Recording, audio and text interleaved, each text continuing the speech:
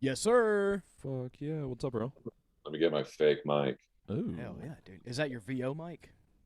Yeah, this is the Big Daddy mic. Hell yeah. that thing's pretty sweet. Hey, what's up, Kamala? Kamala That's the Harris. good one. Oh, No, this is the one with his legs. That's the one that doesn't put black people in jail, right? Hey, we're not recording, right? I'm just gonna, you got to be cool, and it's a different era, dude. you've been watching the A&E, the biographies.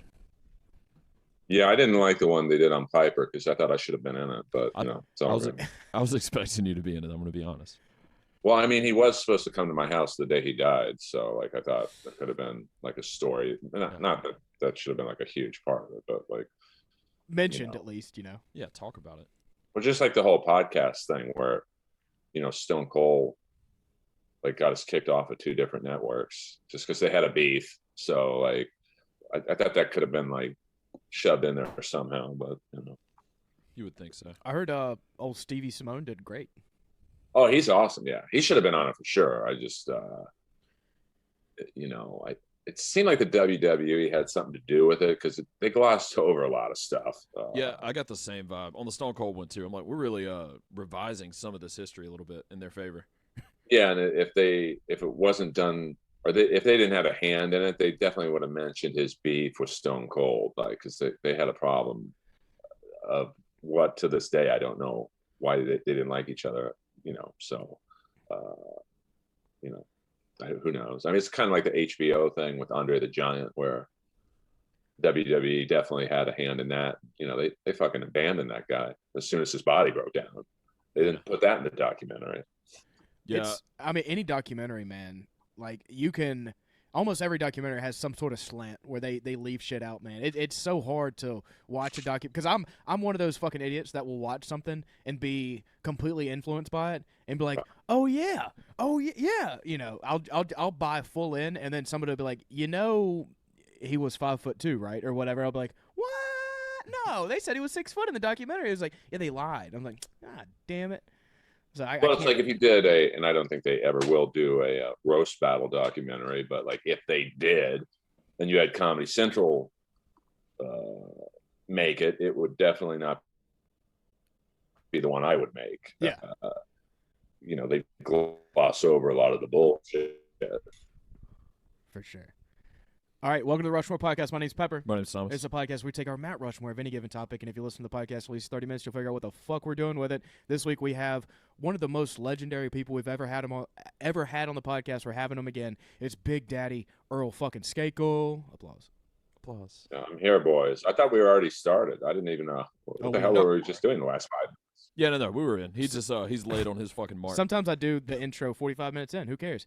It's a fucking podcast, so I don't have a producer in my ear telling me what to do. I'm a free bird.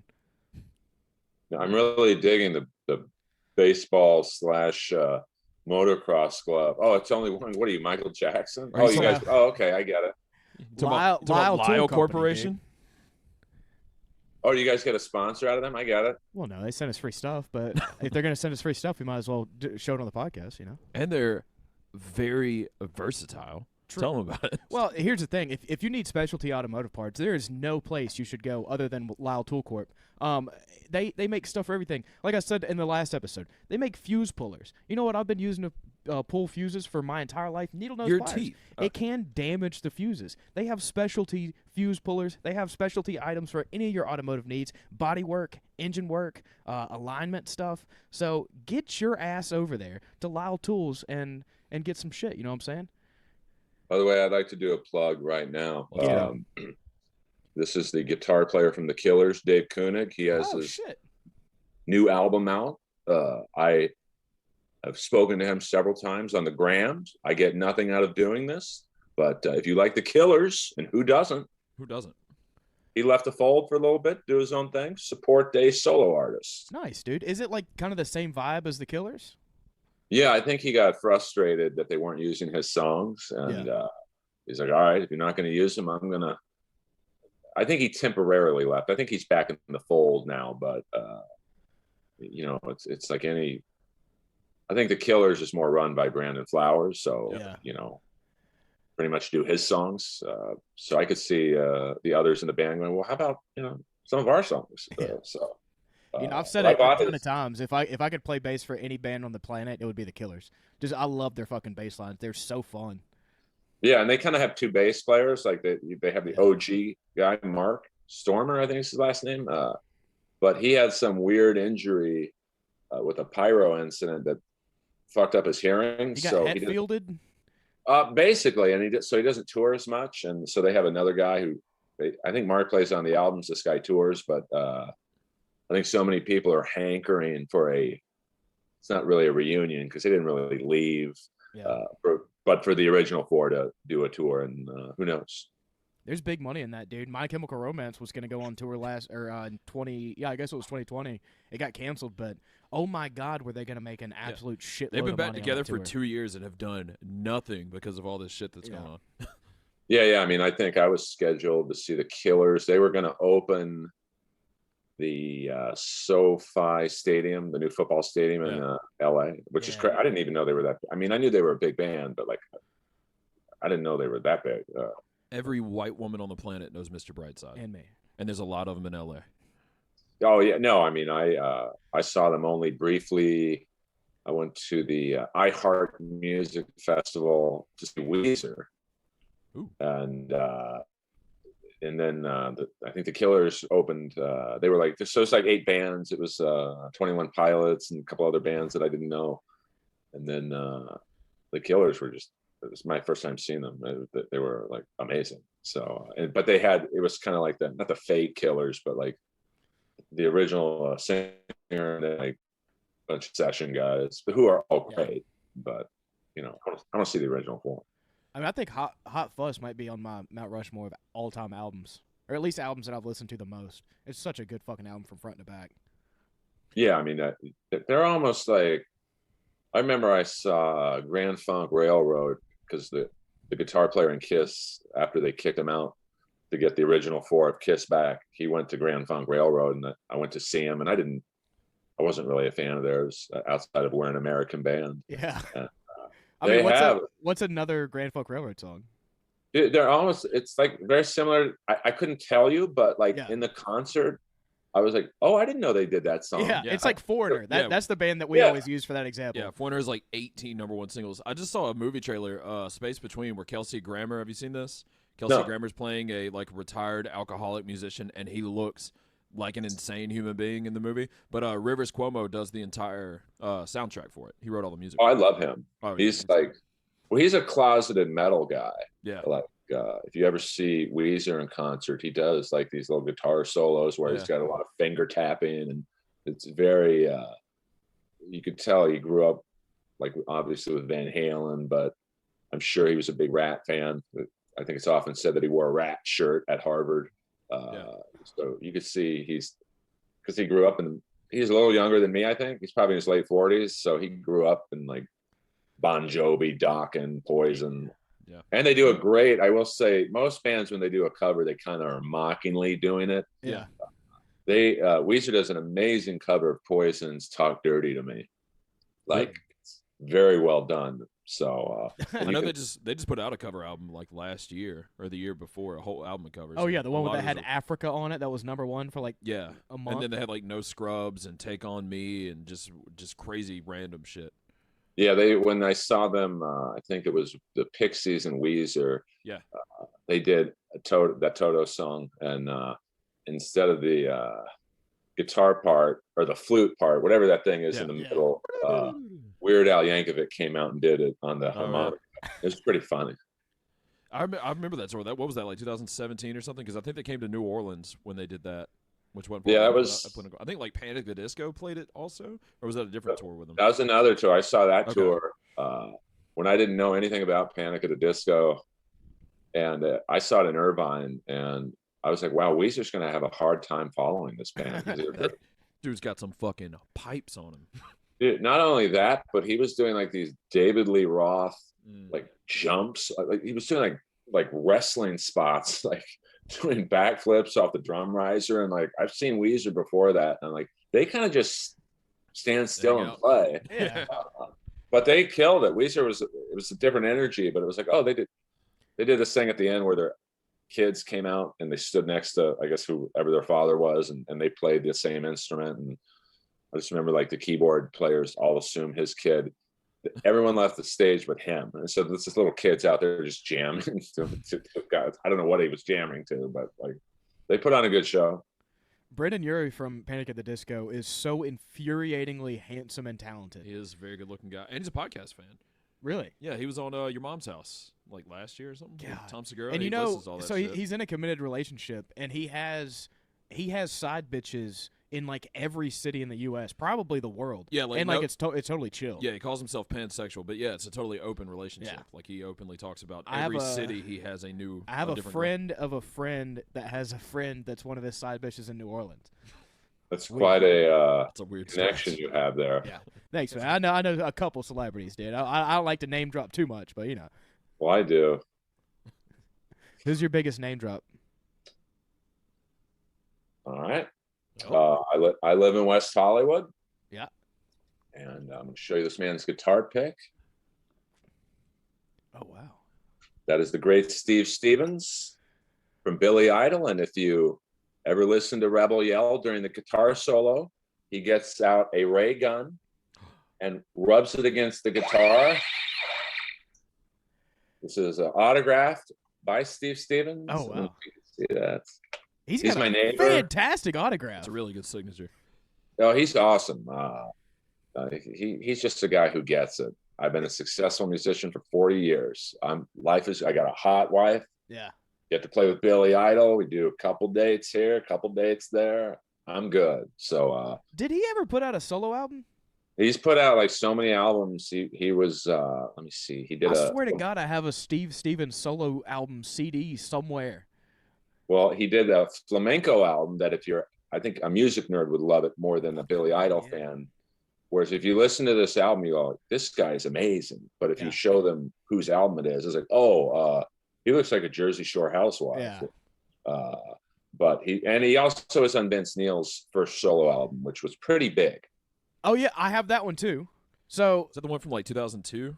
No, this is No, from this is 1991, I didn't know he did a 1992, solo. maybe. yeah. I had my mom dated a guy that was a complete guitar nerd, and I remember he gave me the Vince Neil solo album, which you're right, it's very underrated. Like, there's a couple stinkers on it, but overall, it's a pretty good fucking album. And I'm almost positive he gave me a Steve Stevens solo album. It might have been the fucking flamenco one. Well, he did another album with forget who the bass player on it was, but the drummer was Terry Bozzio, who is the legendary drummer of Missing Persons. Most people would know him from Missing Persons. Yeah. I think he was also in Korn for a second, but Right. like he's out there with Van Halen, and I wouldn't say that just about anybody, but he's pretty innovative. Who do you like? Any new metal? And when I say new metal, I don't mean NU. I mean NEW. I mean, not really, to be honest with you. I mean, I don't even know what new metal, like newer metal bands are these days. I mean, who's a new metal band today? Like I don't know one. Have you ever listened to Power Trip? No. They're like, they're kind of like Kill 'Em All, Metallica, and like early Slayer stuff with a little bit more yelly vocals. Yeah, I'm not against them. I just have never. I grew up in like the early 2000s. Not grow up, but like I was friends with Motorhead, so I grew up in the 2000s. I kind of became a fan of theirs just because I was at so many of their shows. It's not my kind of music, but it's a little too hard. So you don't like anything I like. Well, like who do you like? Like Whitechapel's first album. Yeah, I mean, see, I'll go with Whitesnake. You know? Yeah. White Stripes? No. Who's the name of White Bands? No. Yeah, Okay. anything with the word white in it, I'm down with. Yeah. No, I'm just kidding. That's why I hate Black Sabbath. Hey-o. Hey, mama. Right, dude. When the last show I did at the Comedy Store indoors, like the last normal show was about a year ago, and I was really excited because I had a bunch of LA Kings who were there. Yeah. And I'm a hockey guy, so like I was geeking out. And then there was this like table of like, I don't know, 10 sorority girls, or they were from Newport Beach or something. So I was in a zone, and this guy in the middle is a Danish and O'Neill fan, apparently. So he was heckling me the whole show, not by saying you suck or get off the stage. He just kept going, ma ma ma ma ma ma ma ma. Dude, there's a good chance that he's gonna hear this and he's gonna be like, "Oh no, I fucked it up for Earl." That is. I wanted to strangle that guy. Every time I got to a good punchline, he's like, "Ma ma ma ma ma ma ma ma." Well, speaking of Danish and O'Neill, I posted their fan group asking for some questions. I got a couple. Yeah, fire away. So Travis Vaughn, I'm gonna start off low and end high. That's my plan. Travis Vaughn wants to know, what comedians did you look up to when you grew up in the 1940s? I'll punch up these questions a little bit. No, I get it. The other day, I think, who was it? Bert and Tom mentioned me on the Two Bears. Yeah, and they were talking about, I think the subject was comics you wouldn't want to fight. And Bert was like, well, I wouldn't want to fight Earl. He's jacked. And they start showing some of my pictures, and Tom was like, isn't he 70? Let me see. What comics did I like in the 40s? I like Charlie Chaplin. When I saw him in the Depression era, he was pretty good. Yeah. Dust Bowl Charlie, that's a good one. I didn't really grow up liking stand-up. I grew up more liking TV shows that were funny. Like Archie Bunker was probably my first comedy influence. Not for what he was saying. Like, obviously what he was saying was horrible, but he was, basically. But like, to me, it was like, if you got it, you're like, okay, they're making fun of white people through this guy. He's likable because he's such a buffoon. Like, I think the greatest 9-minute chunk of sitcom history is when Sammy Davis visited his home to get, I think he had left a briefcase in his cab. And so for 9 minutes, he's got to wait at Archie Bunker's house for Archie's friend to bring the briefcase back. Yeah. And I think it's the most well-written segment of a sitcom in the history of, because it's all race jokes. And, this is in the mid 70s. I mean, now it would probably be boring to kids. Yeah. But, it's on CBS, one of only 3 networks at that time. There's no FX, there's no Hulu, Amazon, etc. And it's on YouTube. Like, if you're a comedy fan or an aspiring writer, everyone should look at this clip, because it's just the back and forth of a racist and probably the blackest looking man on the planet, and Sammy Davis. Yeah. And like, there was a part where Sammy Davis takes a drink, I think it was a beer, and he gives it to Archie to drink, and Archie pulls it right up to his mouth, and then he just looks at it and like, so he puts it down. He was like, I'm not drinking out of your glass. It's just subtle jokes like that. Yeah. So that was really my first comedy influence. And then the Dean Martin roast, like, and very similar is, like, they were saying some of the most god awful racially hinged jokes, like, poor Nipsey Russell, who I'm still convinced, I don't know why he was a celebrity. Like, he didn't act. He was just on every panel, like every game show. He was the black celebrity, but I still to this day don't know what he did. And the jokes they would say to him were just brutal, but they loved him. So that's why I kept getting work. Yeah, but it was like, because I think some of the problems I had with the Comedy Central roast is, like, the Justin Bieber roast has, like, an example.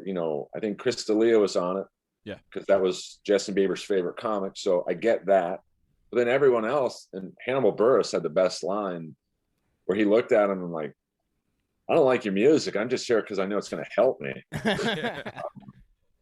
But back in the Dean Martin roast, like, they were all friends. Yeah. So I didn't, it's a long answer, but I didn't really watch stand-up a lot. Like, my favorite TV show of all time is a show called The White Shadow, which was, again, with the white. Oh, absolutely. But it's such a great show, like, that people like your age should, like. I think it's on Hulu, or it's about a white coach who coaches in the ghetto. And, once again, it was 79 to 81. It was on CBS Monday nights, and it was like a half, not sitcom, it was like merging comedy and drama. So they covered a lot of subjects like rape, abortion. Jesus, on CBS. That took a turn. It was deep. Like for Yeah. '79, it was like, oh my damn. God. And there was one episode where a high school student was gay, and he got bullied at his old high school, so he goes to Carver High, which is where the White Shadow is based out of, and they take him to go play pickup basketball one day. Hey, we're going to go play at the park, and they go to the park, and his old high school friends are playing basketball there, and like they're calling him like a fag and stuff. Yeah. And the White Shadow guys are like, "Are you gay?" And I was like, it was a great, but it was done in a humorous way, so it was like edgy humor and like but serious, and so that's who influenced me to like do the type of humor I do now, which is like talk about serious stuff but in a kind of cartoonish way. Have you watched any of the Gillian Keeves? That's what it's called, right? Yeah. The sketches that they do at Shane Gillis and what's his name? John McKeever. John McKeever. Have you watched? I haven't. I love Shane Gillis. I felt bad Yeah. for him what happened on SNL. Okay, well he just released a sketch called "The Last White." What was it called? It's the last white football team, I believe. That's what made me yeah. think of it. Is what you just said. And he's the football coach of a school Yeah, that don't spoil it. Yeah, but they're just everybody the go school's watch that. integrating. Yeah, go watch The that school shit. is integrating, and he's not taking it well, and then he turns a corner. Yeah. It's a great sketch. It's very good. They're doing a new sketch every Tuesday right Yeah. now. Gillian Keeves on YouTube, and they're killing it. It's fucking All hilarious. right, Lucas Purser has a question. He wants to know, how do you morally justify buying $10,000 pants? Because I have the money. Okay, Boom. so moving on, the next question. No, let me tell you, Lucas. Let me tell you right now. It's the old saying in life, Lucas Purser. You like to hear someone's doing pretty good, but you don't want to hear they're doing better than you. And I've done better than you my whole life. I got $400 sneakers on. I spent more money on spilt energy drinks the last month than you make in a year. Is that a 1992 Royal Rumble? I got Fuck you, I got Lucas an- Purser, you I fucking got an communist. $86,000 car. I wear a leather jacket once and give it to a homeless person. Okay, Robert Garcia wants to know, with the money you have to buy $10,000 jeans, do you ever consider buying movie props? He lists some examples: Arnold's M16, Sly's pistol, Don Johnson's pistol. What's your favorite movie gun? Well, it's not necessary. Well, I mean, let me answer this way. My favorite movie weapon Yes. is the bad guy from Cobra's knife. Okay. You remember it because it was looked like a borderline machete knife, but with spiked brass knuckles. So it was like a wild looking knife. By the way, I just did a cameo. It's the only cameo I'll ever do with the bad guy from Cobra, and it might be the creepiest thing I've ever seen in my life. Jesus. He didn't follow directions very well, but he did deliver. Favorite gun? Without a doubt, the huge, I don't even know what to call it, but the one Bill Duke was shooting in Predator. Was that an M50? You know, maybe? that one. Was it a cat? It was a gun so big that he had to hold it with like both hands. It was basically a bazooka. Yeah. And there's that great scene in Predator. If you're ever down and out and you're feeling depressed about your life, like William Purser is, Lucas. Get that fucking commie's name right. What's his name? It doesn't matter what his name is.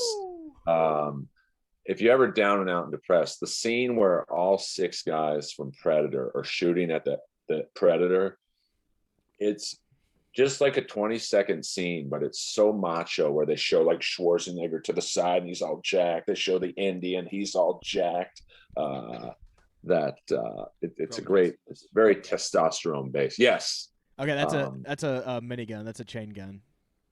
So, but that's my favorite gun of all time. That's a good one. If you're going for just sheer fuck shit up, that's like 1,800 rounds per minute. That will kill whatever you're pointing it at, like 1,000 times. But a close second though, in terms of my gun, is Clint Eastwood's .44 Magnum in the I think the second Dirty Harry. Yeah, good old wrist breaker. All right, you mentioned the Predator. I would be remiss if I didn't bring up UFC heavyweights, the current heavyweight champ, Francis Ngannou. And my question for you is, how fucking handsome is that guy?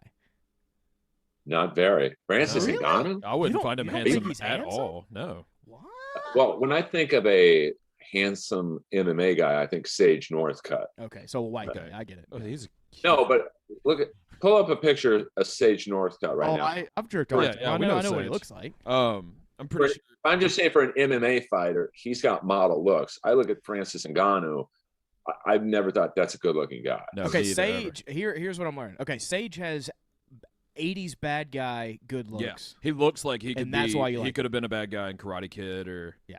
He's It's fucked up that he didn't get a role in. Wasn't it Kickboxer they remade that no, he didn't get the role for? He tried out for the Ivan Drago's son in the Creed 2 movie. What an idiot didn't hire from that. I don't think he was big enough. No. I'm guessing that for Creed 2, they wanted someone Yeah. in the range of 6'4", 250. Well, they And, I know yeah. he's got his sister, Sage's sister, Colby Northcutt, I think is her I name. think so. She's debuting. Her MMA debut at One Championship is right now. It's happening right this second. And apparently, Sage has COVID right now, and she said he's been in the hospital for 2 weeks. Oh no. That's crazy. A guy like him could get COVID, but Yeah, that's what someone sarcastically said on Twitter. Like, oh, he's young and healthy and exercises a lot. I didn't think he could get it, but he's got it. But That's still- not good. yeah, you can still get it. I mean, Right. there's not too many people healthier than me on the planet in terms of like my insides. Sure. Yeah. Well, your outsides too. If you told me you were 50, I would laugh you out of the fucking room. But I mean, I could still get it though. Like even though like I've never had a drink or drug in my life, like I'm still careful and wash my hands and shit. Yeah. I like that. I like that you're showing us your locks today, because last time you were on, Sarah Tiana had something to say about the visor you were wearing. She did not appreciate it at all. Well, it's rare. Last night I played hockey. By the way, dominated against kids half my age. But Obviously. anyway, Not a surprise to anybody listening. my league has this new rule where you have to wear a helmet, so my hair was all janky, but pretty good for 52, man. Couple grays, not many, mostly full head of hair. Yeah, you got the Theo Von / I don't know, guy who gets it in the ass and Deliverance cut. Yeah. That was Let's my roast. inspiration. Pretty good description. That was my inspiration. No, it's a great look, man. You got the hockey. When I was, I wish I could show you that picture. I guess you can't see it. It's a picture of Jaromir Jagr in his mullet days. And when I played hockey with my Jofa helmet, I was called Baby Jagr because I had a mullet. That's such a good fucking nickname. Baby Jagr. All right, last question from the DNO degenerates. Trenton King basically wants to know, what the fuck is up with your new German Shepherd? It's a very sad story. So get your Kleenex out. Me and Chandler were online one night, and we on Nextdoor, which is I guess you guys have that where you guys are. It's like a neighborhood app. Yeah. It's like a neighborhood watch / Crime Stopper type thing, and they do adoptions. They have animal stuff too. And we saw a picture of this dog that said 12-year-old German Shepherd at High Kill Shelter. Someone please save her. And I've seen a lot of those type ads before, but for some reason, the story really spoke to me. I'm like, who gets rid of a dog after 12 years? That's great. Dumped at a High Kill Shelter too. So they knew what they were doing. They wanted her to just like get the shot and They be didn't done want with the blood on their hands. So we adopted her last week. And she's doing good. They gave her 3 months to live. I mean, I'm looking at her right now. I could see her hopefully living a year or so.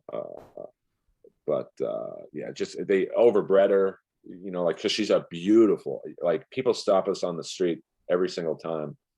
And so she was clearly bred a lot. Yeah. Which I'm guessing might be the cause of her cancer, just because, we don't have to get into the logistics of what they do to dogs at a puppy mill, but it's pretty much just grease them up and pop out as many babies as you can to make the money. Yeah. So it's kind of looking at her makes me see the best and worst of people. Like people out there like me and Chandler and others who take a dog on knowing what the outcome's going to be sooner than later, and but then you see that their owners, you could tell this dog's never been walked. She's never been given a bone. Like, we gave her a bone. I'm sure this isn't that interesting to people listening, but so I'll make it fast. But yeah, no, we want to listen. We went to the store and said, "Hey, do you have any?" Because she's very skinny. Do you have any bones that'll fatten her up? And girl says, "Oh yeah, try this bone. It takes most dogs 5-6 hours to get through the whole thing." She got through that bone in 20 minutes. Like, oh, wow, stripped raw. Like, there wasn't a sliver of meat left. So it's just goes to show you how happy she is to just, I don't know, give a little bit better life while she's here. 100%, man. And I mean, if you can, even if it's just like the last few years, if you could take a dog on like that and just spoil the shit out of her and just make her feel like a fucking queen, I mean, it's worth it, no matter like the amount of time you have with her. Yeah. And then there's so many cool people, like my friend Eric on Twitter. I don't want to blow his name up too much, but he sent me a $200 credit to Chewy.com. Oh, wow, that's cool. Like, that's a dude who, like, he's got no stake in this game, and like, I've gotten like 3 offers of people wanting to buy her a gigantic dog bed, and those are like easily $100 and up, and it's just people wanting, and that's not why I did it, just to get like free stuff from people. Yeah, but so I've seen the good and bad, and I'm glad I did it. What's her name? She's pretty good. She just sleeps a lot, so like, but she's not in pain. So what's her name? Well, it's funny you asked. When we got her, that we were told her name was Anastasia. We shortened it to Annie, and then today I went to go get her cancer meds. I was there for like 2 hours in the fucking valley, and today it's like 105 out there, so I'm getting a little pissed. And they're like, "Well, we don't have any Anastasia medicine. We have an Ernie medicine." And so either she was transgendered and they forgot to do the name change, but we're going with Annie. But apparently at one point her name was Ernie. So I don't know what to say about that. Annie, you okay? Are you okay? Are you okay, Annie? I mean, right now she's conked out on a donated dog bed. Doing pretty well. It's weird. She's house trained, like no boo-boos. When she has to go, she licks one of us and looks at the door. Like, so I was just like, fuck, why couldn't you guys treat her like this the first 10 years? And that's the fucked up thing too, man. German Shepherds are so fucking smart. Like, they know how shit goes. And I know people who, like work out of town or, work 10 hours a day or something and keep a fucking German Shepherd locked up in a cage or something. Like, you cannot do that. Like, and it's, I don't know, it's kind of fucked up to say, but like an English Bulldog, they're pretty fucking stupid. And they can just sit there and be stupid and be fine. But like German Shepherds and dogs like that, like those really smart working dogs, you have to like give them shit to do or they will go ballistic. Yeah, no, she's like, the first day we got her, she went around the apartment or condo, whatever you want to call it, twice. She went in a pattern, like she was scouting. Okay, where can I go? Where can I not go? Yeah. And now she's got the lay of the land. And like when we're walking her late at night, and there's like, we have a lot of homeless in our area. Yeah. She sees like a sketchy looking homeless person. She gets in between us and stands in front of us sideways. Like she's such a great dog. It just makes me want to fucking kill whoever had her before me. Yeah. But hopefully she'll last at least a year. I feel weird saying this right in front of her. She probably understands it. Yeah. Well, if you live in LA, track down that dog's former owner and just go ahead and kill him. Murder him. Well, I don't know about that. Well, you're not saying that. No, we're saying. I'm not saying there's no blame on you. Yeah, you're not saying that. Legally. People on Nextdoor were like, we should track down the original owners and eliminate them. And I'm like, I don't want to kill anyone. Yeah. But also, don't want to be a part of this text thread where we're talking about killing them. Yeah. Well, there's some crazy people on Nextdoor. Like, this has been a pretty pleasant experience. Although one lady in the thread that I was alerted to Annie on, she's like, you guys should just kill the dog. She's in pain. Like, and I'm like, well, all right, Hitler, chill, dude. Yeah. If she was in pain, I might agree with you, but like she's clearly, at least right now, not. She's having a great time, and that is- she's like, no, Yeah. the dog's in pain. That's a weird call to fucking make when you Yeah, haven't dude. spent time with the dog. Yeah. So, but it's the same thing. I'm like, do you guys have Citizen where you are? I don't Like think the so. app? No, I don't It's think so. Because out here it's a phone app that alerts you to crime in your area, and Oh, okay. it's we pretty just hear funny. gunshots. Yeah, we just walk outside and see what the fuck was that.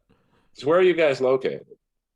We're in Mississippi, the very bottom, about 2 hours from New Orleans, 2 hours from Pensacola, right in the middle. Okay, because right now I'm in negotiations to buy one of Kamala's last paintings. That's Alabama, huh? No, he's I think is it Manitoba, Mississippi, Senatoba. I think it's Senatoba, Mississippi. That's one of those dirt towns that so Mississippi is split in half. There's the swamp part and the cotton part. That sounds like a cotton part place. Yeah, it's really sad if you see some of his last videos he made before he passed. He was like on the side of the road selling art, and like it looked a pretty rural part of town. Yeah. But Mississippi, if you go, like, we're on the coast, we're right here by the water and shit. If you go 50 minutes north, it's a completely different fucking state. It's not even the same place. It's what you would think of like Deliverance, basically, for the rest of the state. But it's like that in LA too. Like there's a place we go eat in Venice called what's it called? Cafe Gratitude. I'm not trying to give them a shout out. It's just fuck those guys. And it's like kind of a high end, bougie, like vegan type health food restaurant, and you see a bunch of Porsches and whatnot in the parking lot. And then literally 2 blocks down is the biggest tent city you've ever seen in your life. So it's like that's happening with more frequency in LA. Wasn't Cafe Gratitude the place that was owned by the cult? I don't know, to be honest with you. There's 2 of them, but we'd like to go to the one in Venice just because Venice is pretty dog friendly. And, but it's just weird to me that you'll pay $100 for a meal for 2 people, or close to that, and literally 2 blocks away it's a tent city that like it's just you kind of feel bad for eating $100 meal when there's people shitting on the sidewalk 2 blocks up. Yeah, I have a buddy that's a police officer in Austin, and someone said there was a homeless encampment by these apartments, and he was like, I have news for you. Austin's a fucking homeless encampment. Like, everywhere in this city right now is a homeless encampment.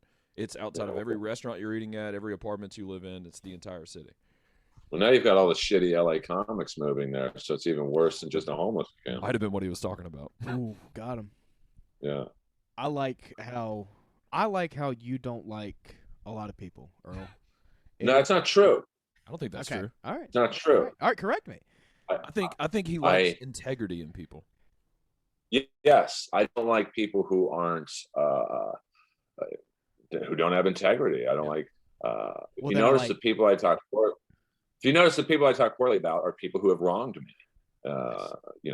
And because I've never had a drug or drink in my life, I'm very level-headed. Like I don't look at someone and like the drugs kick in. I'm like, fuck this guy or girl. I'm like, and depending on who I'm talking about, like this is what they did to me. These were the consequences of what they did to me. These were my react. I mean, I'm very like boom, boom, boom, boom. Very logical. Well, logical for me, but right. I think you have to put like some people. I had a comic come up to me the other night at the Improv and said, "Dude, like, no, this was an open mic comic," and they're like, "Dude, you're so successful," and I think to them I was like, to me I'm not, but like. You're like you have a nice podcast. You were the star or whatever. Not the Roast Battle doesn't have any stars on it, but you were like one of the featured people on it. That you are in a cartoon. Like you got the world by the balls. Why are you so bitter? I'm like I'm just honest. I don't think I'm bitter. I really don't. Yeah. Like, I appreciate the honesty because I mean basically everybody else in that world is not honest and. I've even heard people say like oh they're kind of vaguely talk shit about people but not say names. But I really appreciate the fact that you say names. It is a fuck you, Jeremy Piven. Yeah, Jeremy Piven can suck my motherfucking dick. Well, he's awful. Like he is awful.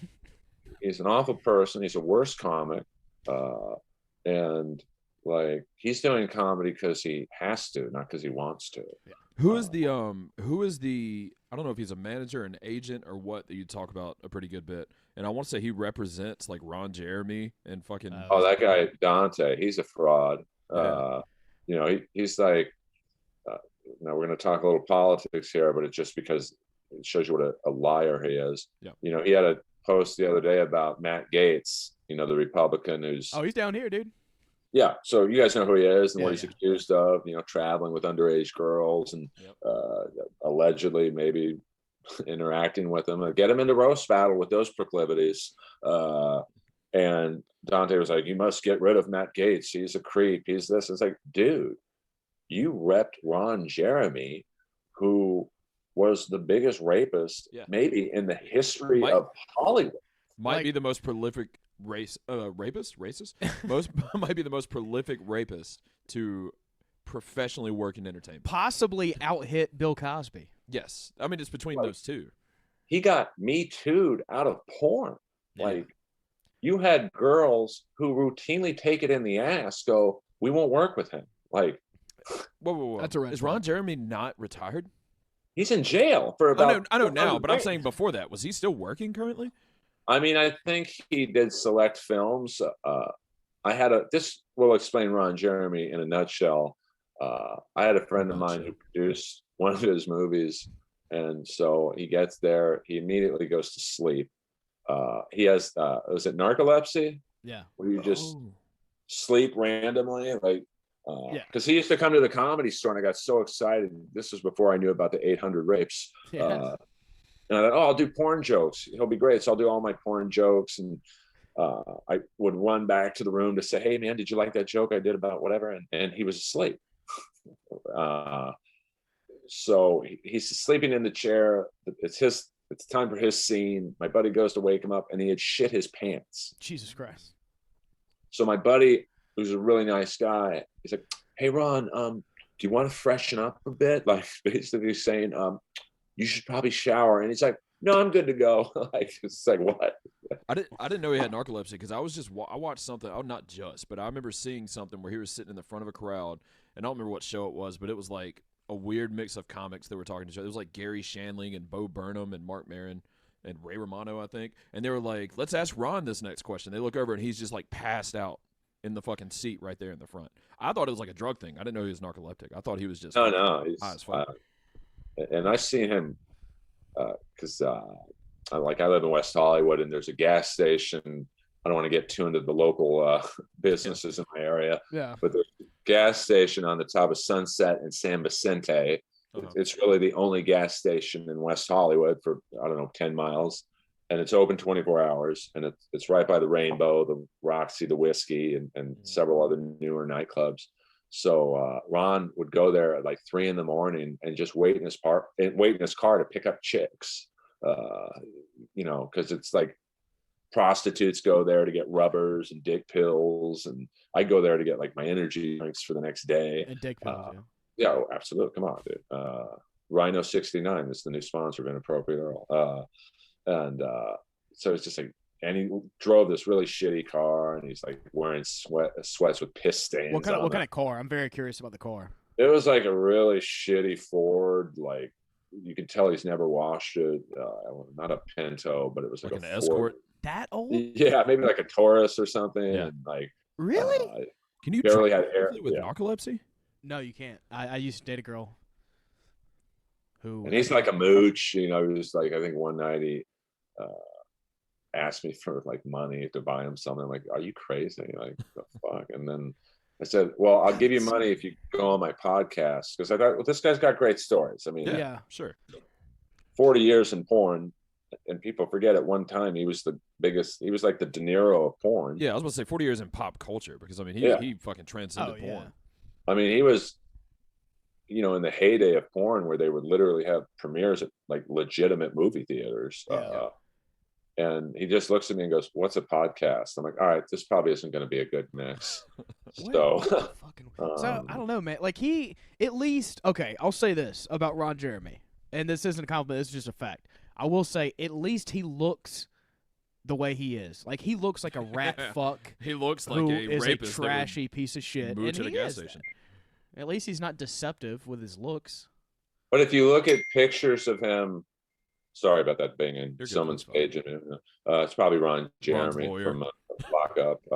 I don't think he can afford a lawyer. But if you look at his earlier pictures, like if you Google Ron, I guess you Google Ron Jeremy 80s, Yeah. like he's kind of a good looking guy. Like, Yeah. and then he just, I don't know, let himself go. I'll Google it later. Yeah. when You type in Ron Jeremy 80s, it's going to finish, and it's going to be 80s of women he raped.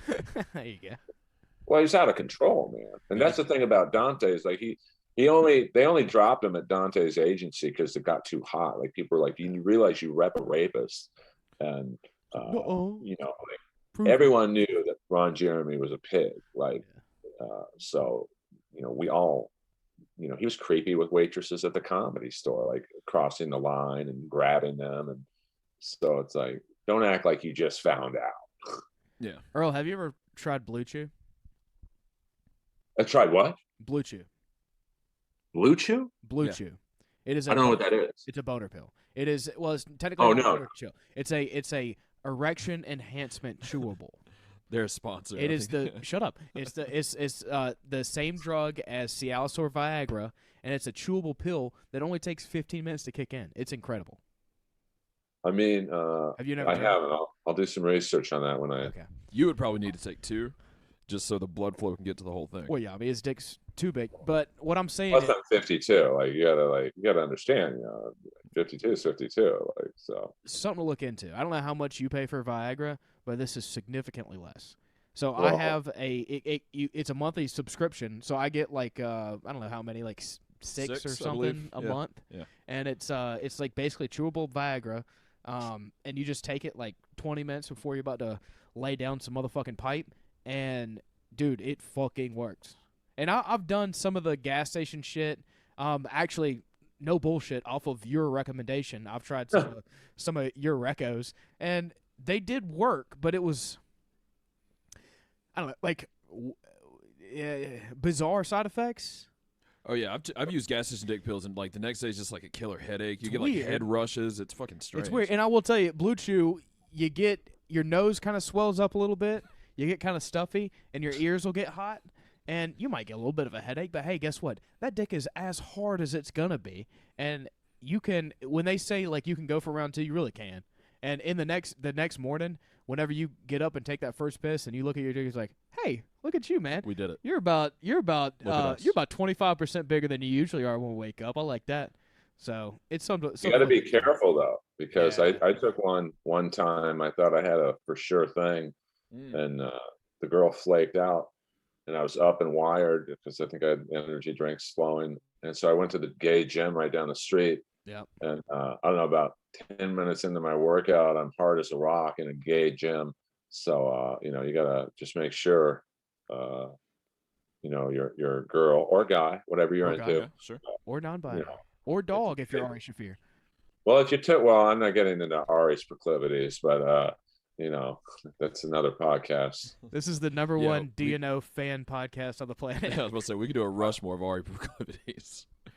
Yeah, I love Ari, but it's It's disgusting Yeah. what he does with animals. We can agree Yeah, on we that. Can, we can move on from there. We don't even have to. Yeah. no, Ari's always been good to me. I know he had his problems last year, but Oh, what do you mean? What happened? Yeah. What happened happened? last year? We missed that. I think we all know the joke he did. It maybe Nope, don't know might have that. been an error in misjudgment, but Maybe. it goes back to you saying how honest I am. It might be popular to talk shit on him, but he's never wronged me, so I have nothing bad to say about him. So. He has been overly great to us. So we'll That so I don't do this often, but whenever his shit went down, I mean, I literally, and I like on paper made a list of like people who threw him under the bus, and I was basically like, fuck all these fucking people, because I really don't have, and this is something I realized recently, I don't have a lot of values. No, you definitely don't. All that dick talk a while ago. I gotta pee. I'll be Okay. right back. I don't have a lot of values. I don't stand up for a lot of stuff. The one thing that I am very passionate about is free speech. And whenever somebody takes a swing and misses, and then everybody fucking dogpiles on him, I cannot stand that. It is fucking infuriating. Well, you just have to own it, Yeah. and like, I see it out here a lot with people ripping D'Elia, but a year ago, like they were up his ass, but the second the shit hit the fan, they're like, oh, we knew all along. So yeah, you did know all along, and you still wanted to be friends with him. So I that's why I'm rooting for his comeback, because I can't wait to see these comics who've been shitting all over him the last year talking to him in the Comedy Store hallway, and I'm going to walk up to them and go, hey, Chris, ask them about some of the jokes they were doing about you, and then walk off. Yeah. So just walk up to him and be like, be... hey, Chris, how much money are you making off of Patreon?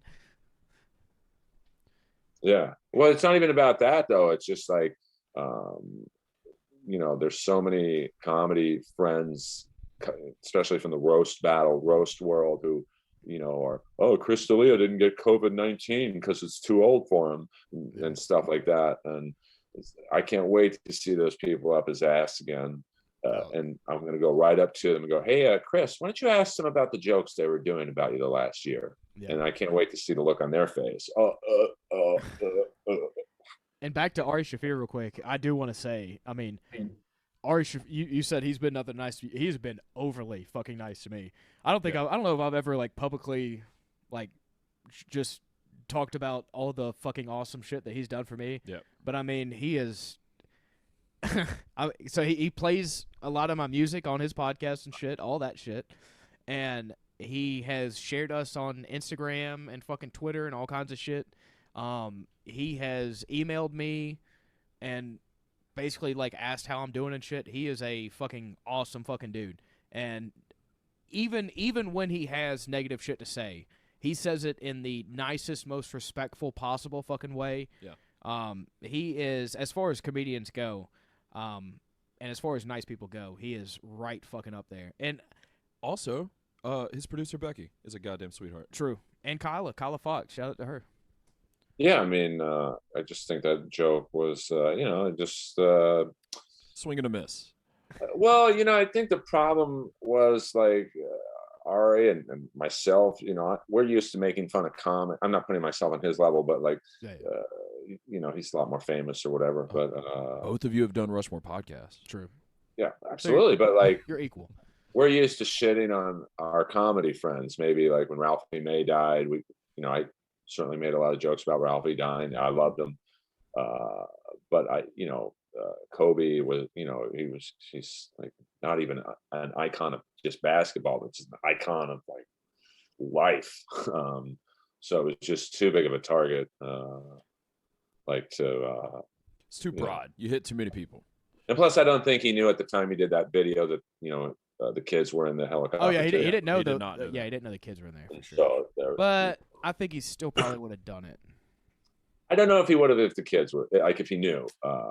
Like we all have a line I think we won't cross, but maybe he would have. You'd have to ask him. But I want to say he might be the one guy that does not have that. That helicopter pilot sucked dick. We can all agree on that. Yeah. That arrogant dick shouldn't have been flying that day. I gotta go take a piss. I'll be.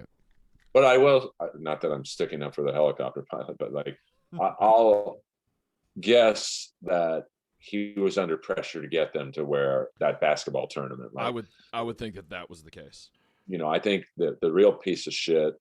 I'll guess the owner. I'm just guessing. That's I have no inside whatever. Yeah, allegedly. That the owner of the helicopter company was like, I don't care what it's like out there. You get our client who pays us whatever he paid them.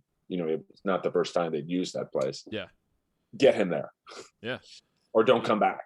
Yeah, exactly. Your job's on the fucking line. So I can't imagine the feeling he had. Like, because when it's overcast out here in LA, it's brutal. Like you can't see a foot in front of your face. So it's just a horrible incident. But Ari, paid his debt for the joke, and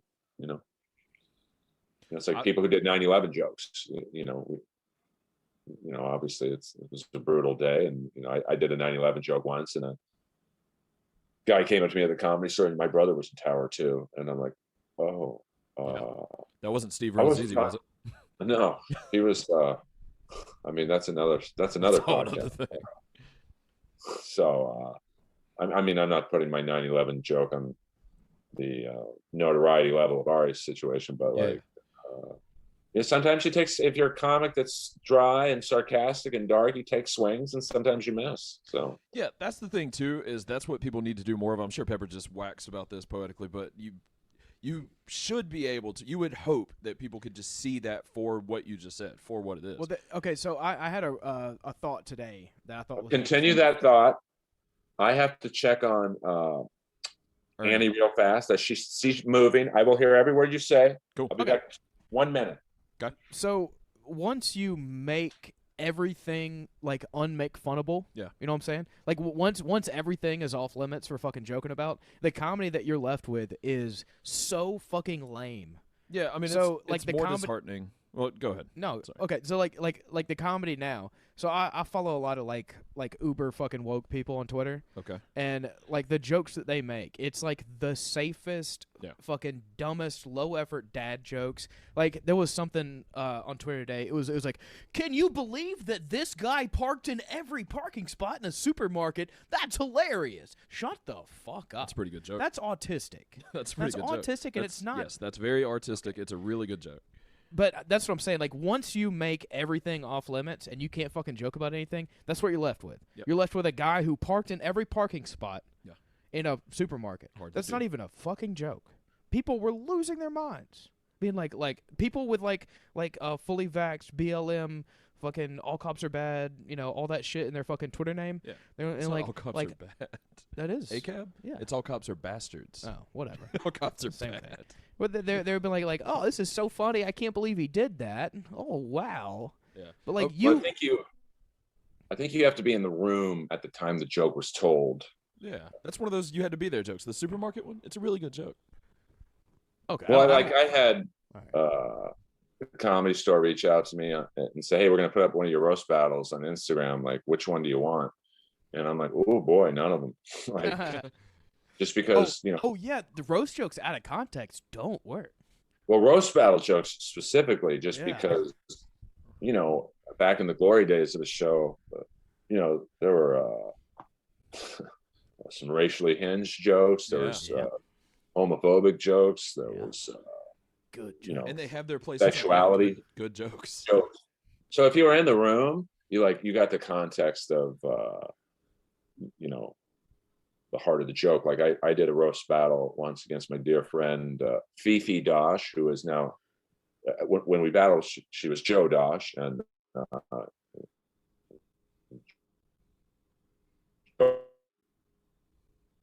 now let's just say gay themed jokes that if you rewatch that battle now and you weren't in the room, you're like, oh my god, did he just say that? So I just think that it's a different era right now of cancel culture, Me Too. So one of the worst things is people getting offended for other people. Like you probably said that joke and they're like, oh, that's very funny. But somebody watching it be like, I can't believe he said that to that person. That person should be upset. So I'm going to be upset for them. Also, yeah, and me and Fifi are like, we've been friends 10 years. So like, when I think Earl, I love her as Joe, love her as Fifi. So, but it's like you said, like if you're in, I don't know, Bozeman, Montana, and you're on YouTube and you see that joke, you're like, this guy's a pig. What? This guy's homophobic. He just that's the point that I was going to bring up. If you're in Bozeman, Montana, you don't give a fuck. Like that's the other thing too. Is like L.A. and New York and places like that. It is like everybody has that same attitude. Like everybody's walking on fucking eggshells. Nobody wants to say anything. Like everywhere else, it's pretty fast and loose. If you go to Birmingham, Alabama, and you make a gay joke, you're gonna get a lot of laughs. You're not gonna get anybody to be like, oh, it's gonna be like, damn, that is funny. He's gay. That's funny as shit, dude. But if you're in the room, you get it. But like 2-3 years later, or 2 months later, it's like, I mean, I used to do a joke about Harvey Weinstein's going to be in the remake of Predator. And, like it's not the greatest joke, but like it's relatively funny if you know me. But if you hear that joke now, you're thinking, how could you make fun of this guy raping hundreds or however many actresses he did? Like you're sexist or whatever. So okay, you're also quite literally calling him a monster. Yeah. He's going to be Predator. Yeah, I'm literally. I'm calling him a pig. Well, what would Harvey Weinstein say as the character Predator? Do you have any canned lines in your pocket, possibly? Yeah. Well, I mean, the Predator didn't really talk. Well, in this one he does. I'm going to see if I can do this. It might not pick up through this mic. Okay. This is my impression of Predator. You might let me put up the sound all the way. Don't say anything. Okay. All right, here we go. This is my impression of Predator.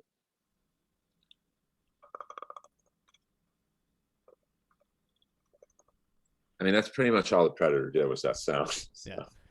Well, Harvey's in jail, so you got the part.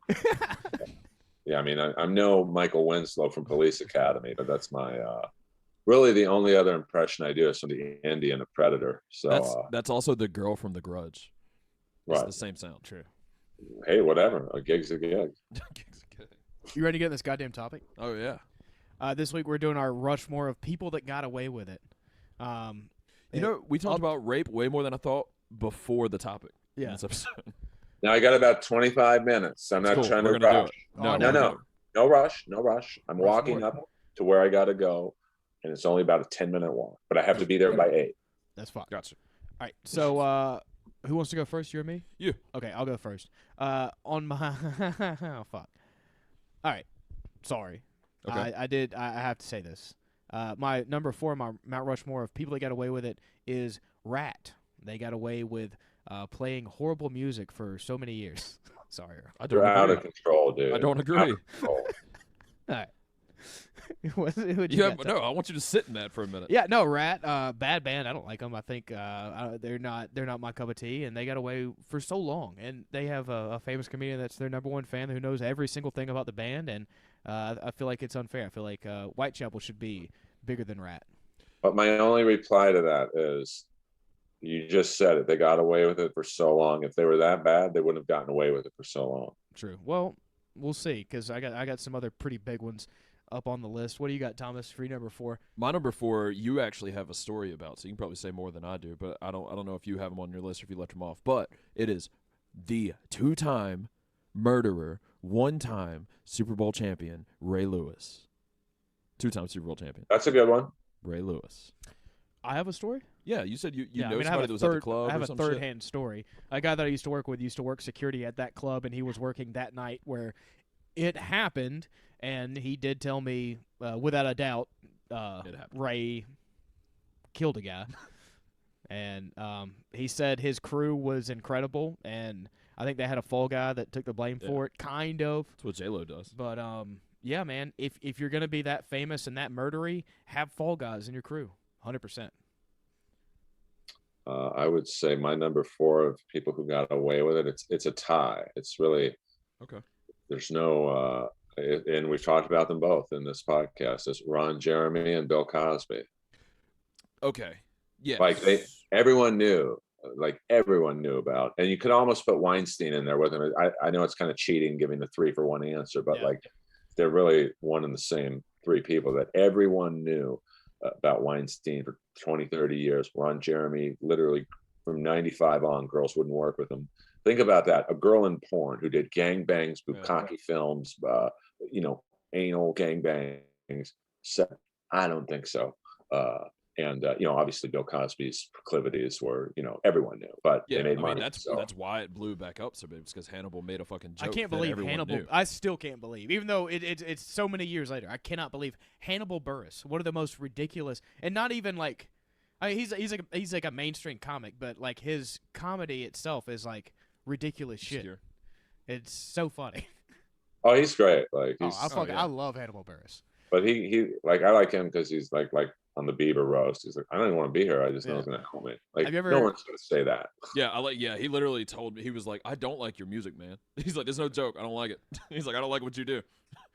He came up to me one time after roast battle, and this is like early on in the show, and it was a little bit more wilder and free spirited when I was the house racist.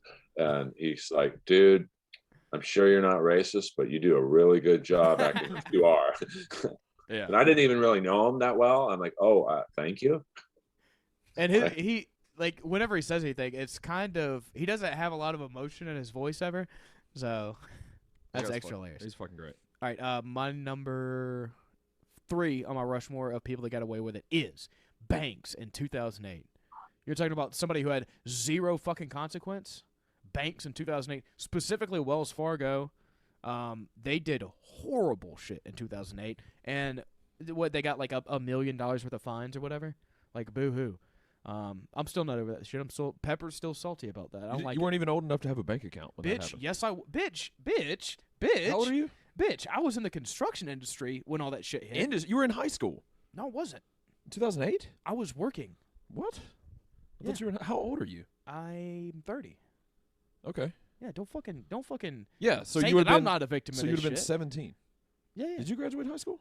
Yeah, I did. Okay. I was working, dude. Bitch, I've been working since I was 13. Shut the fuck up. All right. But yeah, I got affected by that. But yeah, fucking Wells Fargo's a bunch of bullshit. Got away with a bunch of shit. Stand by. Whose turn is it? It's mine. I'm gonna go with. How? Hold on, real quick. How was that hair on your face so long? I don't know. You just Dude, pointed it out. I mean, yeah, no, it was 2 inches. Every other hair on your I yanked it out. face. Yeah, you did. All right. Every other hair on your face is like a ½ inch long. That one was 2 inches. I don't understand how. My number 3 is Tony Stewart. What? NASCAR driver Tony Stewart, who ran over and killed a guy and returned to racing. Okay. That's a good one. Thank you. Do you have anything to add about that? Because I do, Earl. Didn't he not like that guy? Wasn't it kind of like a hate run over? I don't remember the details of that, but I do find it fascinating that he basically murdered someone, and a week later was in the new Skechers campaign. You know what? I'm pulling a U. I have a tie for number 3. Someone else that ran someone over and people just kind of forget about it. I got 2 ties on it. Same thing you did. Except yours is rape, mine's murder. We're going Tony Stewart, Matthew Broderick, Oh yeah. and Caitlyn Jenner. Yeah. Who'll probably be our next governor out here. Yeah, that's what I hear. That's File so the paperwork. But all fucking hit and kill people, Okay. and were the stars of Godzilla. So take Tony Stewart off your list Okay. because those are way better. Oh, The yeah, ones sure. you came up with after the fact are way better. Thanks. Tony Stewart, that was completely justified. Killing the guy? Yes. Okay. Killing a guy. The guy killed himself. He threw himself in front of a race I car. thought he was just walking on the track. No, he was coming to confront Tony Stewart because, yes, you were right. They did have beef. Tony Stewart may have wrecked him. Okay. It's fine. It happens in racing. Rubbing is racing. That's the common saying in racing. Okay. As a NASCAR fan. But I would think that NASCAR, it's kind of understood that Okay. you don't do also, that when they're not listen, in a this vehicle. was not in NASCAR. This is in the Dirt Series. I want to say it was a Chili Bowl or something like that. This is in Chili Bowl? this is in the Sprint Car Series. I think it was late model modifieds maybe. Okay.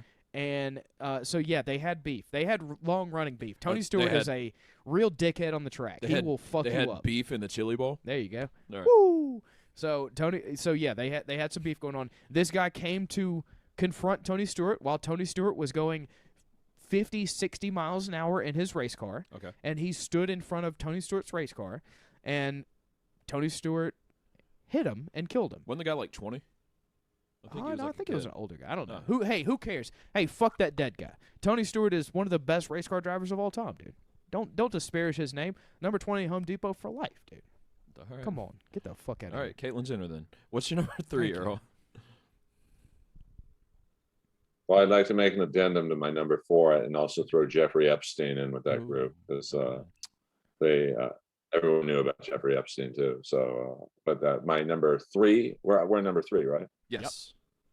So number 3, Mhm. I would say Milli Vanilli for Mm. fooling the recording industry for a couple years before people figured out that they weren't singing, like, because they had like Jamaican accents, and like on the records it sounded like an American voice. So that should have been the first. I mean, that's really probably the last great scam, or what would you call the last great controversy in the music business of these guys literally weren't singing on their albums and were, filling arenas and, playing these gigantic shows. And the only reason they got caught is because someone fucked up on hitting play at the right time, and they were exposed. Yeah. Because Remember that when, happened to Ashley Simpson.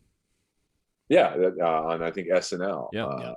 But I think people with her kind of assume she was, it's like right now, everyone knows in concert Kiss lip syncs certain portions of the show.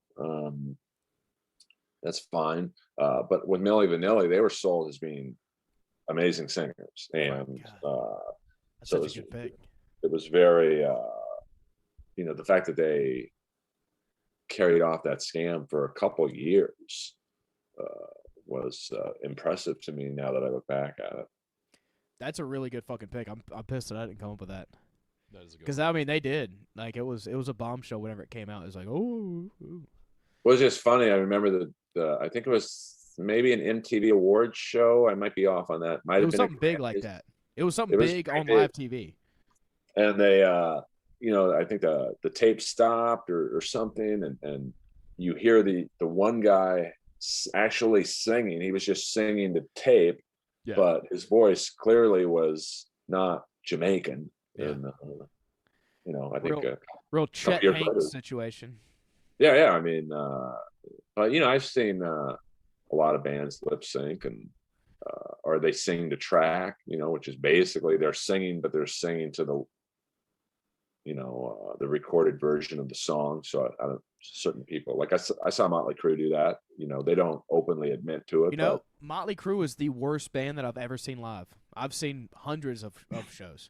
Motley Crue is the worst band I've ever seen live. when did you see them? It was the first show of their comeback tour, the Circus of Right. Gayness tour or whatever they did. It was the first show on that tour, but I mean, still to this day, and like I've played in bands, I've seen hundreds and hundreds of shows, but they are the worst. I mean, I saw them ironically on their last show ever. I think. Oh, Or that's crazy. Might have been second to last show. And they were definitely lip singing at certain points. Okay, so the show that I saw, I guarantee you they were not, and they should have been. I was about to say, there's famous videos that get passed around of Vince Neil now singing. Dude, and Vince it's not Neil. good. I mean, and it was in a hockey arena that was horrible for sound. So there was that. I saw ZZ Top at the same place, and I could not. I'm familiar with ZZ Top. Could not tell what song they were playing because that's how bad the sound was in that place. It's a dome with fucking steel rafters and shit. Like the sound is just horrible if you're anywhere instead of right in front of the fucking speakers. And even with that horrible sound, Vince Neil was atrocious. The worst singer that I've ever seen live. Well, you can cover up bad sound or bad singing, but the key person is the sound man, like Motorhead sound man. Because I probably went to at least 100 Motorhead shows throughout the years, just because I was involved in their camp. I knew all their, I was friends with everyone, and their sound man Hobbs. I don't know, you haven't thought of him in 20 years, but like he was amazing. Like they did a show at the Ventura Theater, which was like a really shitty old theater, and he nailed the acoustics to make Motorhead sound amazing. They're only a 3-member band. Well, now they're all dead, but like it was Rest in peace. Yeah, I would watch a lot of shows from the soundboard, and to see him, like he was like a Bill Gates, like he would like just be unbelievable. And so you can Motley Crue strikes me as a band too cheap to hire a good sound guy.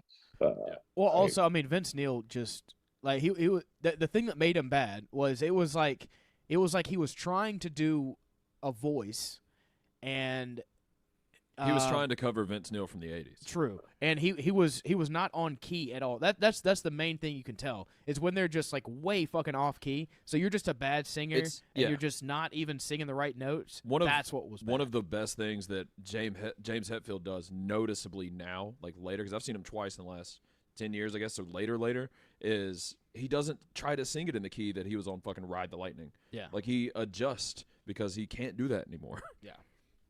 Yeah, I mean, like that's why I don't really have much of a problem with Kiss lip syncing. I mean, Jesus Christ, Paul's almost 70. Yeah, what do you want from these motherfuckers? They gave it to you already.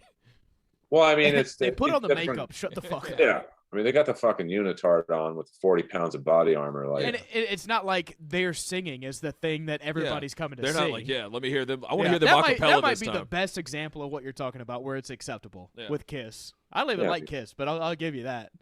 I think once you're like 70 years old, and like they're still visually, I'll say I think it was the last concert I went to was Kiss at Staples Center, and their stage show, man, is impressive. Yeah. Like they had this like they come out on like this spider type truck, like extended arms are coming out from all points of the stage, and they're on different like tripods, and it's like you didn't even care if they sang a song. You're like, this is amazing. Yeah, that's And my thing. everybody in the crowd's gonna fucking sing it anyway. Yeah. Let them Yeah. just do their show. Because I don't even like Kiss's music, but I would go see them live in a heartbeat if they came anywhere close to me. Just for the fucking stage show, just for the spectacle of it all. Yeah, I mean, it's. I think you go to Kiss, for the pageantry and the bombs, lasers, and I like their music, but like to outside fans like you might like rock and roll all night and maybe Detroit Rock City, but when they start going into their deep cuts of King of the Nighttime World, you might not like the song, but you'll be like, oh man, the drummer's on fire. This is great. Yeah. Like literally he's on fire. He's literally on fire. My number 2 on my Rushmore of people that got away with it is Casey Anthony. It's a good one. She's on my list. That's an honorable mention for me. She definitely killed that kid.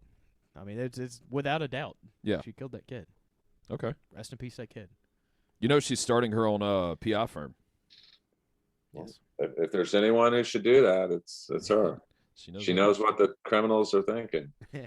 All right, my number 2 is that all you got on Casey Anthony? Yeah, she babies. killed her kid for sure. My number 2 is O.J. Simpson. All right. I mean, we can all agree he probably allegedly did it. Decapitated a lady who he used to be married to. For allegedly. Sure. Well, that's the thing. It's like people don't realize, like that was a crime of passion. Like there's no one on this earth who wanted to kill Nicole Brown Simpson like that, other than OJ. Yeah. I also think that some people look back on it as like, oh, he stabbed her or he murdered. You forget how brutal and grotesque the fucking killing was. I used to play hockey. I still do in Orange County, but I used to play with this sheriff, and this guy was about 6'6", 6'7", 300 pounds. Yeah, he was built like a farmer, just brute strength. Like you would not want to be arrested by this guy. Mm-hmm. And like he was a macho guy. Like there's no one I've ever met that's portrays a male like this guy. And he told me he saw the autopsy photos, and this is maybe 10 years after the murder, and I could still tell it affected him. Like, I think Nicole's head was literally, 80% off. And I mean, Ron Goldman was pretty fucked up too. So, when you have the most macho person, let alone cop I've ever met in my life, 10 years later, still be spooked by what he saw in those pictures. It's like, you kind of forget the 2 people were actually murdered. Yeah.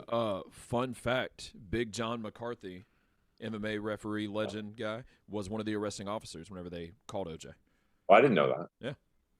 What's funny you say that, like my buddy, the hockey guy, he's like a slightly bigger version of John McCarthy. That's what I was thinking. I was like, are you playing hockey with Big John? That's all I was thinking. Where's that story was going?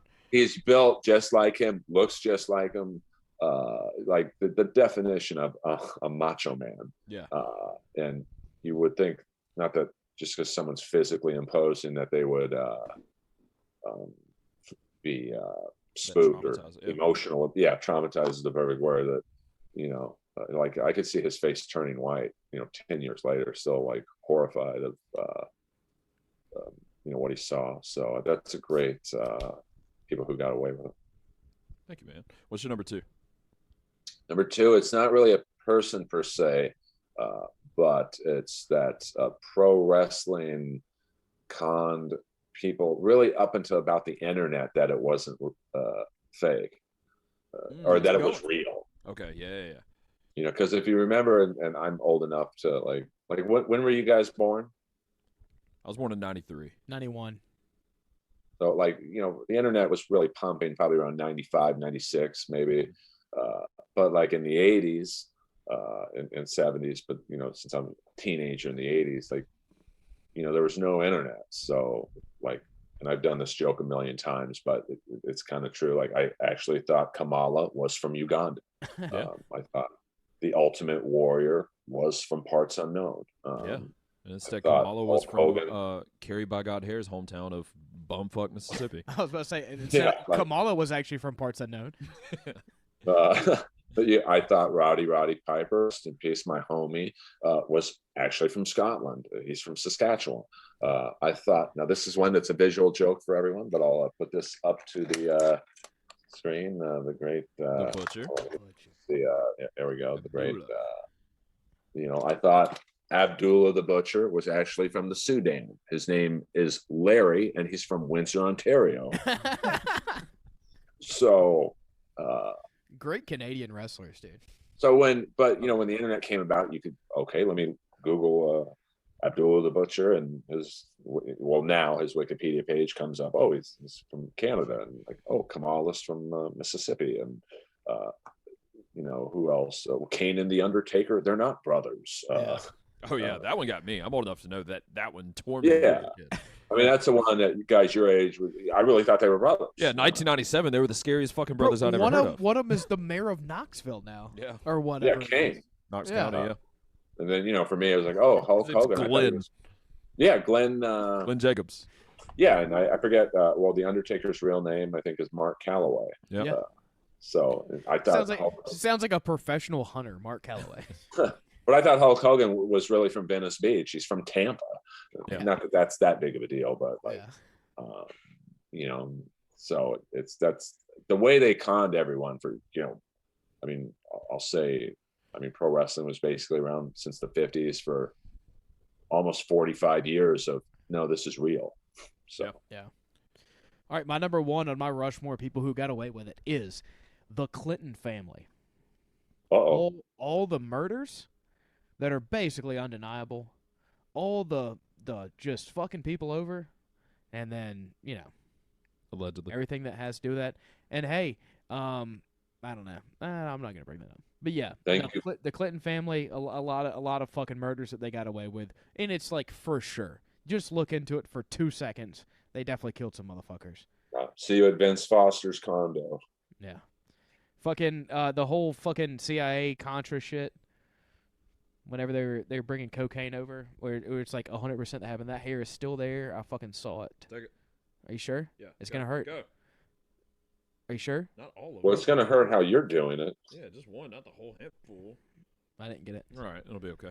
I got a fucking trimmer I can use. Yeah. But is that it? Clintons? Yeah, man, the Clintons fucking killed a lot of fucking people. Look into it. Look into it. My number one is Rushmore Podcast. What do you mean? My number one is us. What do you mean? We got away with it. We did it for over 2 years, and nobody listened or gave a fuck. And then we got a pandemic, and then everybody started doing our show because nobody had anything fucking better to do. And we kept it rolling. And then we got a bunch of listeners. We're still not really doing anything with it, but people actually give a fuck, I guess, a little bit. Okay. And I don't think we could have done it without this virus. So thank you. Thank you, COVID-19. You fucking Rushmore Podcast. We're still trying to get away with it, but we got away with it. But you guys get great guests. Like you got Stanhope, and he's got like a loyal following, and Ari and Early Skakel. I mean, I have a mid-level following, but dude, people really, really fucking love it. Especially like I only know like the Dave Chappelle O'Neal people, but those people fucking love you. Oh, they're great. I mean, all my fans are really, except for that one guy who heckled you. Mom. Yeah, I'm like, even him, that's a guy that cares. He loves you. That's a guy that loves you. He's just an idiot. Oh yeah. Well, he just got too excited meeting me or whatever, which is weird for me to say that. Like, no one should be excited about meeting me. But our listeners have an uncanny crossover with the Danish and O'Neal listeners. Yeah. So he's probably hearing this story. Yeah. Well, it's kind of funny. Like, I remember one of Danish and O'Neal fans. I think they posted in their Facebook group. Does anyone else think Earl Skakel sucks? It's like, we get it. I can watch Predator myself if I want to hear the lines and do it. Does he really need to go ma 45 times? So not everyone likes me, but because that's what you are. That's all you are. Let's. No, I get it though. Like you can't. I learned this many years ago, and whatever you wrote down, ask me. Don't be afraid. He was asking if it was. I circled one of the guys that asked a fan question and asking if that was him that said that, because I thought I remembered it, but he's saying it's not. So I don't want to say like, oh, you said that, and then he's like, I didn't fucking say that. It's all good, but no one's gonna like you 100%. Like, there's. If you look at my iTunes reviews for Inappropriate Earl, most are pretty positive. Oh, I love his guest or whatever, and but there's one guy who's like, I used to really like this podcast until they started interviewing roast battle comics I could give a fuck about. Unsubscribed. What's that guy's name? Earl Skakel. I left the review myself just for the numbers. Well, if it makes you feel any better, we have a video about us called Brian Callen's Rock Bottom that has about 30,000 views. That is true. And it's just a guy being It's a guy just pointing to our podcast being like, look, he did this fucking show. Yeah, it's like, they must have paid Brian Callen to come on this show. He would never do this show. This show's a piece of shit. These guys are just a bunch of dumb hicks from Mississippi. Blah, blah, blah, blah, blah. The guy's saying this with the biggest lisp of all time. Well, I don't know. The guy's great. Don't Oh, I'm sorry. disrespect Oh, yeah, the yeah. fucking Say guy. in streams. Shout him out. Yeah. Say in streams. Say in streams. He's a great guy. But, I mean, that's the biggest thing we've ever done. Well, you can't, like someone, I think after I got back home from roast battle in Montreal, they're like, hey, they're talking about you on Reddit. And I'm like, oh, great. Because I still to this day don't understand Reddit. I mean, it's basically a forum for like hate speech. No, Earl. Yeah. Listen. But I didn't know this. Yeah. So I go on there. Use Reddit for porn. Reddit is the best porn site on the internet that has ever existed, because I'm not a big porn guy though. All right, well, I guess okay. Well, yeah, I get you're fine. I think females are the most beautiful, delicate creation of whatever you believe in, God or whatever. The butcher. But I don't want to see a girl's no area after it's been pounded for 15 minutes by a black guy with a 12-inch dong. It just looks like a blown up baseball mitt. Well, some man stretch, another man stretcher. That's fun, Earl. But no, I get it. Like, I have a friend of mine, without giving away too many details, let's just say he's very big in the entertainment business. Like, it's Ryan O'Neal, everybody. It's Ryan O'Neal. He's A-list at what he does. Jeff Dennis. He has an infatuation watching black guys sleep with white women. Like, he literally can't get hard if it's a white girl and a white dude. He has to see. So, like, I don't judge, whatever. Yeah, no, that makes sense. He's racist, son. What's your number one, Earl? That's a good question. All right, well, I only have a few minutes. I'm going to switch fields because my number one originally was O.J. Simpson. Okay. I mean, it's like you said. It's like I don't know anyone who could believe he's innocent. Like, for the previously stated reasons. I mean, his blood was literally everywhere, but in his own body that night. Yeah. I mean, what are the odds a guy has a cut on his dominant hand, which he would hold a knife the night his wife gets brutally murdered? Yeah. So, and I almost want to say, now this is a controversial one. It's not my final choice, but if I could go a 1B, sure. I would say Michael Jackson, even though yesterday on Twitter, I think Michael Jackson was framed was like the top trending topic. Yeah. This guy for 30 plus years was like playing video games with kids in his underwear. Like, going to like the Bahamas with Macaulay Culkin or whatever. Yeah. Corey so, and if this guy was a truck driver and you said, hey, this guy was playing video games in his underwear with an 8-year-old, you'd be like, get this guy, lock him up and throw away the key. Yeah, but everybody's like, fucking Thriller, though. Can I get next? Absolutely. I mean, Jerry Sandusky's only problem was he couldn't moonwalk. Oh, my God. I forgot about Jerry Sandusky. That guy. But he's one that could be on this list. I mean, you'd think for 30 years, I thought he was a coach for 30 years at Penn State, but apparently, like the last 20 years, he wasn't even coaching. He was just hanging out. Yeah. Wasn't he was like listed as the defensive coordinator? A linebacker coach. Yeah, linebacker coach. Yeah. So you're not there. So you don't have to worry. Here's my number one, and it's just you got to understand, for a man of my age, it's a little more prevalent than you guys. But do you have something? Can I take a stab? Can I take a guess at what it is? You'll never guess what it is. All right, because I have an honorable mention, and it comes from the time that you're talking about. So that's the only reason I want to say. Robert Wagner, Christopher Walken, Natalie Wood. Very close. Okay. I'm a little related to that story. Not that her death, but Robert Wagner's mom and my mom were good friends, and they would get their haircut at the Bel Air Hotel when I was a kid, and I would go with my mom to hang out. I was very attached to my mom, and Mhm. Robert Wagner would go pick his mom up, and he would always say, "Hello, Earl. You look lovely today," or whatever. I don't really remember what he told me, but so I always want to believe that he had nothing to do with it, but who knows? That's why I don't But go on boats. yeah, well, I mean, well, it is a great story from the standpoint of, apparently him and Walken got into a fight. There's booze involved. I would guess possibly cocaine back in 1980. Yeah. She disappears. It's like, but my number one is it's two people. It's Rock Hudson and Robert Reed, the dad from the Brady Bunch, for keeping that they were gay and playing straight roles for the majority of their careers. Like if you think about it, like I'm sure you guys are a little more familiar with Robert Reed than Rock Hudson, but like to play the dad of a wholesome, all-American apple pie family, like the Brady role of all time. And if anyone in the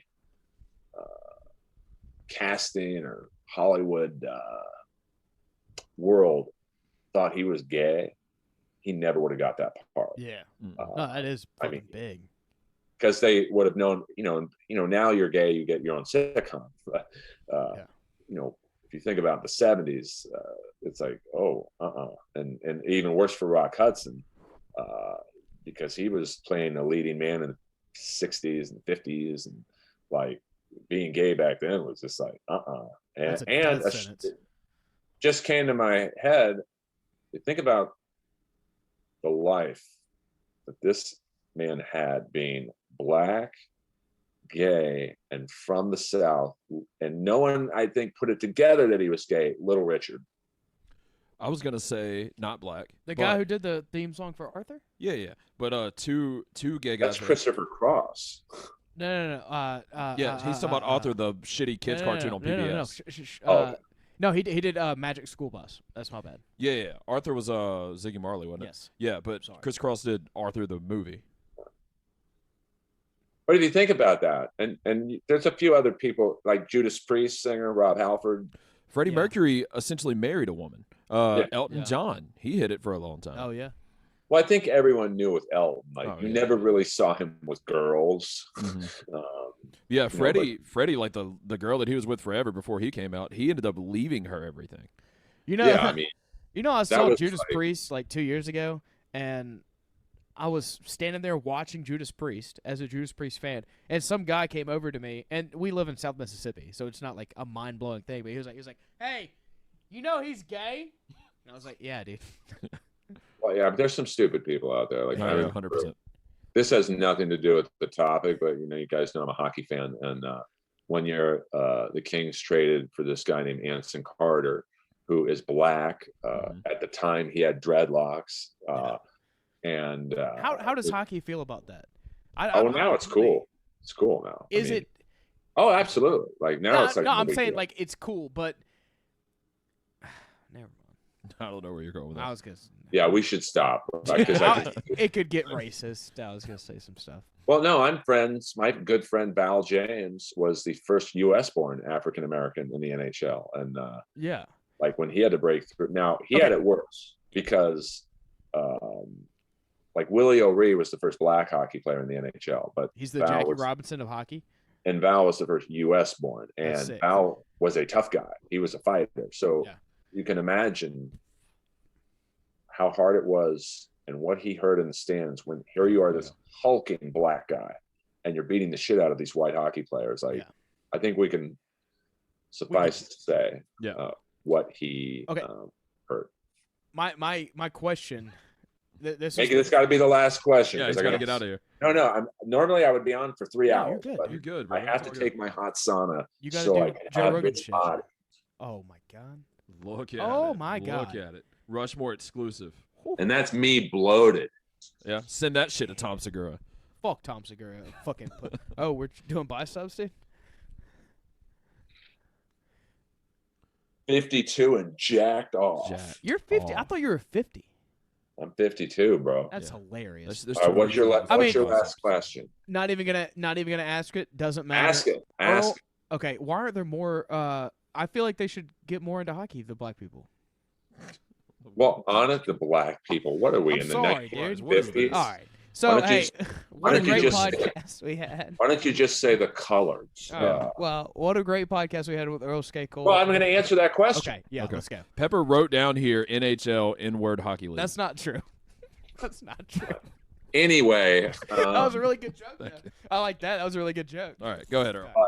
I think people don't realize how expensive hockey is. And this has nothing to do with, I think, minorities. Why there are not a lot of Hispanic hockey players, and probably why a lot of white kids can't play. Just a real fast breakdown of how much hockey gear costs. Skates, minimum $300, and that's not even for that's like To be able to play. slightly above average skates. There's $400 and $500 skates. Hockey gloves, $100 to $250. A helmet, $100 to $200. Hockey sticks can go from $100 to $300. The rest of the pads, elbow pads, and all that shit, probably another $400 or $500. So you need at least, like, even if you bought just the mid-level gear, not like the top end, you're spending $1,000 to $2,000 in gear. And then the league fees for ice hockey, $600 to $1,000. So like it's a sport that almost, even though it's a blue collar sport, especially in Canada, you have to be fairly wealthy to play it. Like basketball, you need a basketball. Yeah. $20 basketball. Baseball, you need a bat and a mitt. Now mitts can be expensive, but like you can get by with a pretty shitty mitt and still play. Yeah. If football can add up, cleats, the helmet, but hockey's just it's not a great sport for lower end, not even African Americans, but lower income people. Yeah. So that's how we're going to end. Hockey is not a great sport. Earl Skakel said it. This is one of my favorite episodes that we've done. You're out of control, dude. That's why for lower income, just real fast, lower income people gravitate towards like boxing, because even though gloves are expensive, you can get by with a $20 pair of gloves and be a great boxer. So, it's just, you wouldn't think of hockey as being an expensive sport, but it's actually pretty expensive. That's a very good point. Rat sucks. Earl Skakel, absolutely amazing guest. What's your favorite band? White Castle? White Castle, White the Little Castle, Burgers. that's it. That's his favorite band. They're the heaviest metal band ever, the Little fucking Burgers. Rat hasn't had to have a real job for 40 years. You guys, what's the name of the band? Whitechapel? Whitechapel probably all work at regular jobs. Yeah, they're managers at Best Buy. So learn to love it. Bitch. That's true. That's good. Love They you, Earl. probably sold as many CDs as me, and I sold none. Love you, Earl. I bought one. I love you guys. Let me Okay. know when you put this out. Yes, sir. At Earl Skakel. I need some new followers. I need Inappropriate young followers. Earl. I need young followers, but no one under 18, because I don't like answering your DMs. It gets creepy. No Crystalia shit. Well, listen. I don't think he should have been canceled like he was, just because you had other comics who were accused of rape, and they're working more than ever. It's like, what are we fucking doing? What are we doing? Being a good guy in this business means nothing. So I love you all. Love you. Thank you, man. Can I get a ma at the end? Ma.